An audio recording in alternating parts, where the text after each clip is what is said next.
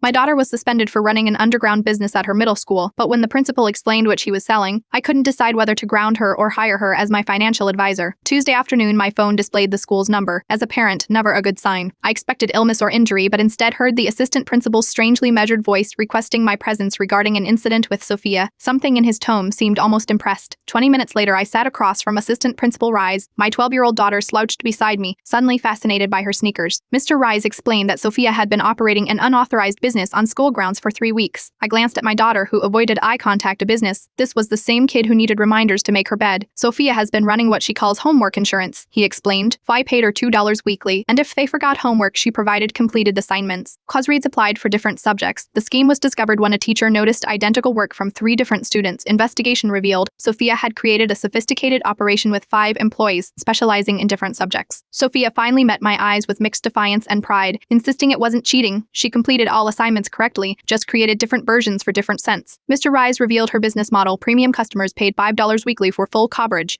while regular customers received basic homework only. She maintained detailed spreadsheets tracking everything. He slid a paper across his desk, a handwritten contract with terms, conditions, and even a cancellation policy surprisingly detailed for a 12-year-old. When asked about her earnings, Sophia promptly replied, $347 since January. Mr. Rise concluded that while they encouraged entrepreneurial thinking, this undermined academic integrity. Sophia would be suspended for 3 days and required to refund her customers. The drive home began in silence. Finally, I asked where she got the idea, Sophia explained. She was inspired by a recent discussion about car insurance people paying for protection against something bad happening. She applied this concept to students' fear of forgetting homework. Her operation included commission-based employees, 30% split on their subject assignments, and higher rates for difficult subjects like algebra. She even incorporated small errors in each version to avoid suspicion from perfect scores. I pulled over, torn between parental responsibility and reluctant admiration. I grounded her for 2 weeks with required apology letters to teachers. She nodded solemnly, then asked whether a subscription service with a mobile app might work better hypothetically. That evening, my wife laughed upon hearing about Sophia using the Shredjet formulas I'd been trying to teach her for years,